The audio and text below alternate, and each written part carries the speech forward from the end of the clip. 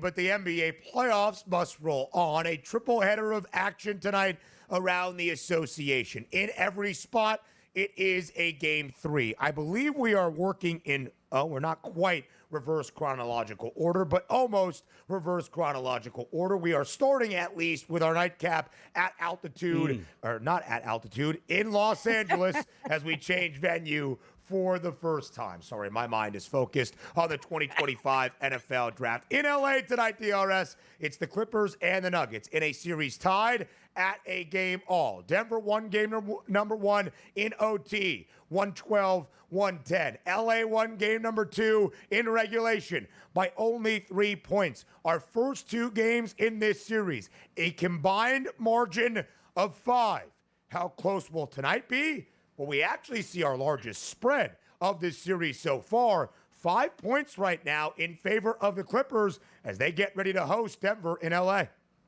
I got to tell you, of the 3 games tonight, this is probably the hardest handicap. And you're right, because you saw the first 2 games. Overtime, basically overtime. Split those 2 games. Back to Los Angeles. Both teams are healthy for this one. And then you pop that 5 at the FanDuel Sportsbook with other outlets, Ben, actually showing 5.5 here. And a low total, which opened up at FanDuel at 215.5. Now down to 213, which is the same as just about every outlet here. But for my money in this one, I told you how the explanation of how I want this series to go. I don't want to take the Denver Nuggets just yet because I don't think the Nuggets win that game tonight. But having said that, I'm not so confident where I'm like, yeah, well, that means Clippers by 6+ points. You say, well, if you think they're going to lose that game, yes, these 2 games have been that close where I can see this being a possession or 2 in the fourth quarter once again. And it's not crazy talk to think the Denver Nuggets can win this game outright against the Clippers. But I do think the Clippers win this game, Ben. I'm not confident enough to lay the 5.5 points because I'm really setting up my target for give me a close game. But give me a close loss for the Nuggets, and I'll be all in on the Nuggets in game number 4 for the series price itself. But for me, I think the Clippers win tonight, but I'm not as comfortable laying the 5 to 5.5 or what it's going to be at game time.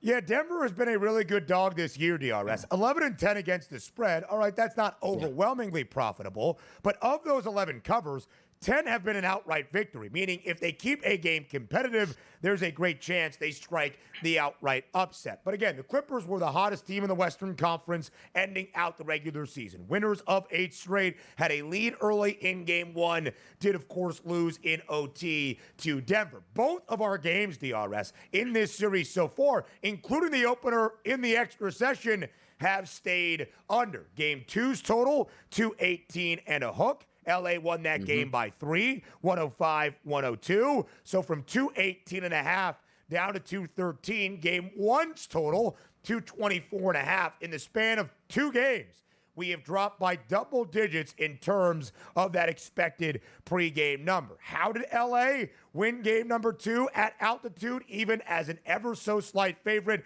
against the Nugs? A vintage playoff performance out of Kawhi Leonard. 39 points, DRS, and incredibly efficient from the floor. 15 of 19 and 4 of 7 from beyond the arc. If he is playing at this level, the Clippers are going to be difficult for Denver to knock out or anybody in the Western Conference. Yeah, it is. And I'm looking forward to that as well because we certainly should be getting the best of Kawhi, which usually means the healthiest of Kawhi. Because when he's healthy and on the court, he certainly is a game changer. You look at the points props tonight as you're trying to settle in. Kawhi, 25.5 points again. Now, you know me. Game number 2 is like, I need this guy to show up. And boy, did he. Do you need him to show up again? Absolutely. But sometimes we take a look at, Ben, the bench players or the B-level players, B-role players, I should say, where I think they play better on their home court than they do on the road. And also, there is a different environment. Like you can play in Boston, you can play in Orlando, you can play in Memphis, but when you get to elevation, your lung capacity changes there. Your shot arc might change a little bit at the elevation. You don't have that in Los Angeles, and I think that's going to play big for some of the bench guys there. Now, tonight, I might go role reversal because Kawhi Leonard should get his, but I got to tell you, I look at James Harden's 22.5, and I say home game here in a big spot, he's going to step it up again. Like, in what world do we have James Harden scoring 15 points tonight, right? Well, then he has a bad performance shot, 9 of 26 from the floor, which I don't think is going to be the case. So maybe bouncing back and forth between the 2 superstars also makes sense. Love Kawhi in the previous game. Still think Kawhi can get around his 25-point number, but I do think James Harden will be in the 20s tonight, and if his price point's 22.5, I like it. That's a really good look, DRS. 25.5 the number for Kawhi Leonard. Highest points prop for the NBA's best player in my estimation. That is Nikola Jokic. 26.5 points. A triple-double in Game 2, finishing with 26 points. A rebound of all things shy of a triple-double in the opening game, finishing with 29. Yet to get to 30, plus 158 for the Joker to score 30-plus tonight. How about our guy, Big Will? Norm Powell. Yeah. 2.5 made threes, DRS. Now the prop. Oh. The over used to have the minus money. Ooh. It's now plus money at plus 120. Exactly 2 made threes out of Powell in each of the opening 2 games. And Ivica Zubac has been really good, DRS, all season long, but so far in this opening round set. 17.5 points, 12.5 rebounds. His props tonight. What are you saying? You know what to. Yeah, you know what? I'm just looking at because you know me, I love myself some 3-point prop markets here. You might pay a little bit of a price for it. It's minus 146. But in what world are we coming home to the Intuit Dome out of elevation, and my guy Norm doesn't make 2 3-point shots? And I just told you James Harden will be in the mid-20s. How does James Harden get to the mid-20s without at least 2 3-point shots? Minus 146, 2 triples Harden, 2 triples Powell. Ooh, that sounds like a good night. That sounds like one bet. I set it, forget it, fall asleep, wake up in the morning, bang it. There's money right there in my FanDuel account. DRS, I love it for you. First ever playoff game, by the way, in the new Intuit Dome in front of the wall. Clips Nation, stand up. Literally, you have to stand up if you are on the wall. DRS, that's game number 3 in a series tied at a game apiece. By the way, just quickly looking at those series odds, the Clippers close to a $2 minus money favorite to win this series outright at minus 198. They are also a favorite for game number 3. It is the first time in this series that the favorite for the game has also been the favorite for the series. The Clippers were a slight favorite entering game 1, and yet a road underdog. The Nuggets, after having that 1-0 series lead, were a slight favorite entering game 2, and yet a slight underdog. Playoff history at stake in the Motor City tonight. Next. 3 nights after winning their first playoff game since May of 2008.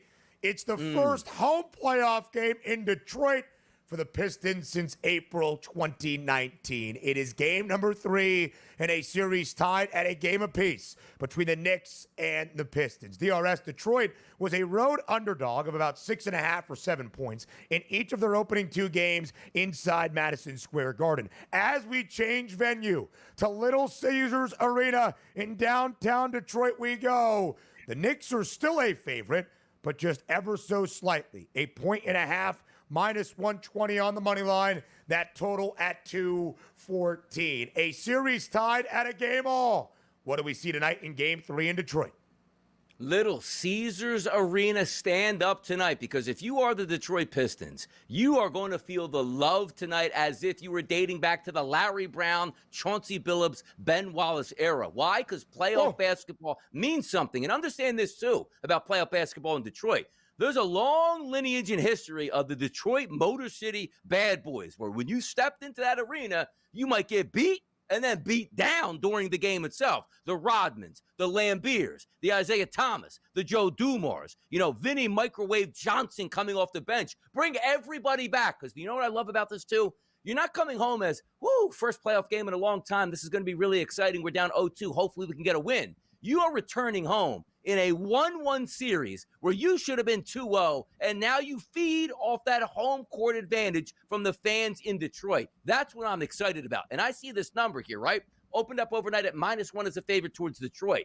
Now we're flipping back to the New York Knicks, and the live number is the Knicks at -1.5, and I completely disagree with that. The better team in game number 1 outside of a 21-0 stretch in the fourth quarter was the Pistons. The better team all the way through game number 2 in the Garden was the Pistons. Now you're telling me the Pistons at home in front of their crowd and already energized by saying, you know what? They're not so bad. Like, you ever watch the Rocky fighting Drago getting punched, or I believe it was actually Clubber Lang. You ain't so bad. You ain't so bad. You ain't so bad. That's what the Pistons are taking punches right now from the Knicks and coming back for more. So for my money tonight, it's the Pistons. Detroit basketball. Fire it up tonight. Let's go. It ain't about how hard you can hit. It's about how hard you can get hit and keep on moving. The Pistons, by the way, have won 4 of 6 games against the Knicks this year. They are not afraid of this moment, and I think we saw some of that resolve, DRS, in the closing portions of Game 2. After that 21-0 run the Knicks used to win game number 1, the opening game of that set, Detroit was demoralized. How did they respond?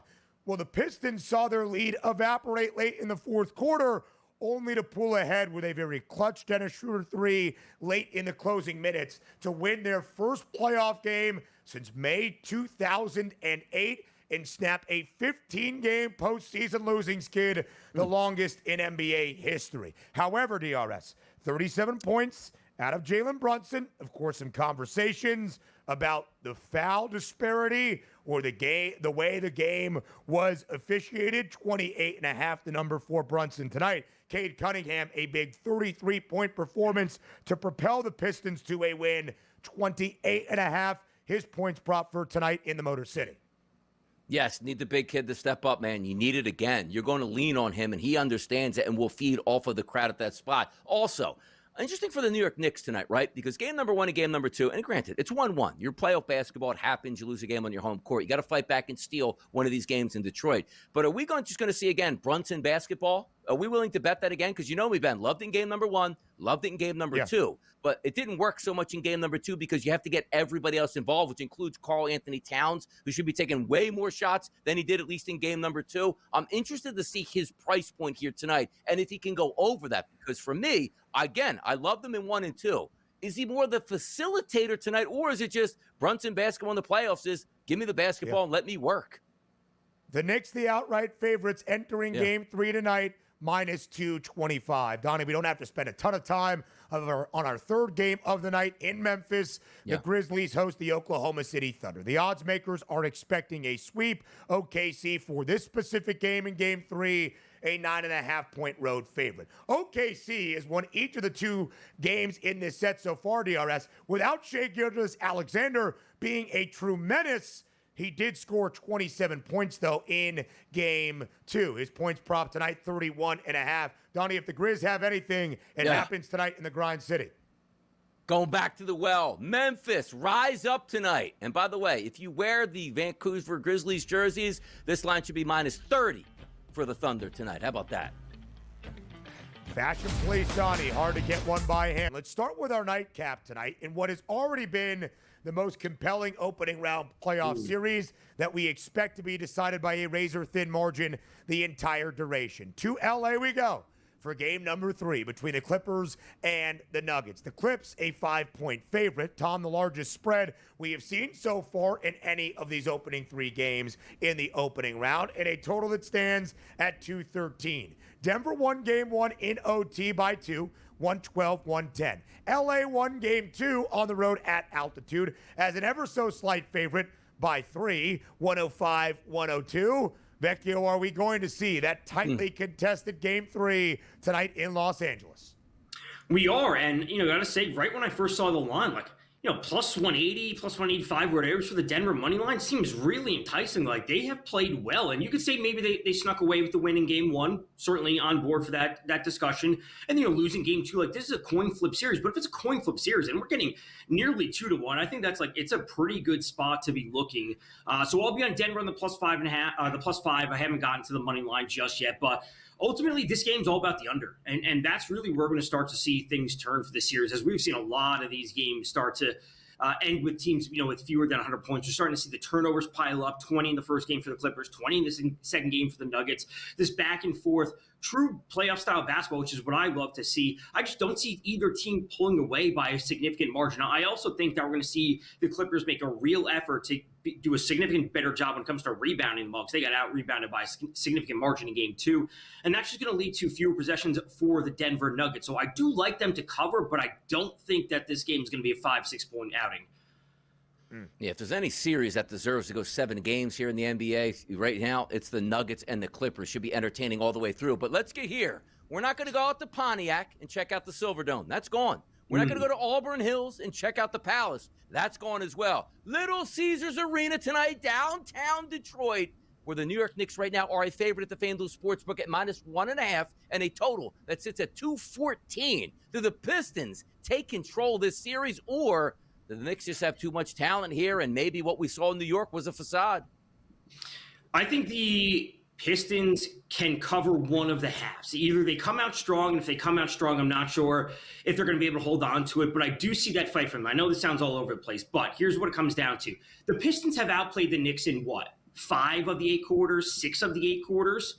So depending on if that young team can continuously put together these consecutive quarters, that's what will put them in this game. If the Knicks pull out ahead early, which is what I'm initially anticipating, I'm not sure the Pistons will have enough to come back into it. So we round this all together, and where does this lead me? It leads me to Karl-Anthony-Towns coming out early for the Knicks after having a disaster of a second half in that game too. Not a single shot attempt in the final 18 minutes for one of the best scoring big men, not just a guy that can get down low and score, one of the best shooting big men who can step out and hit the three. So a bet that I rarely make, a player in the first quarter, his points prop, over 4.5 points for Karl-Anthony-Towns in the first quarter, sitting at +102. Again, this can be done in literally 2 field goal attempts. He can step out and hit the three. He gets down low, 2 field goal attempts close to the basket, and end one could put him over 4.5. Whether it's Brunson, whether it's Tom Thibodeau, they have to make an adjustment in the offense to give Karl-Anthony-Towns the ball early and often, and not just early and often, consistent throughout the game.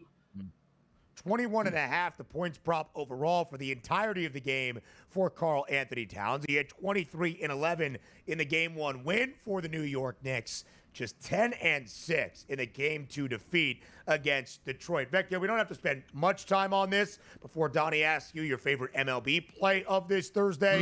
Game 3 tonight in Memphis. Grizzlies and the Thunder. OKC, a 9.5-point road favorite. They are favored to sweep Memphis in this opening round set. Do the Grizzlies show any fight tonight at home? Ultimately, no. I think if you wanted to go all in on the Thunder, just based on what we've seen, you just take their team. You take the Thunder team total over, the Memphis team total under. You could take the game under. You could, I would say, even play the Thunder -12.5, -13. Find an alt spread. They're going to run away with the series.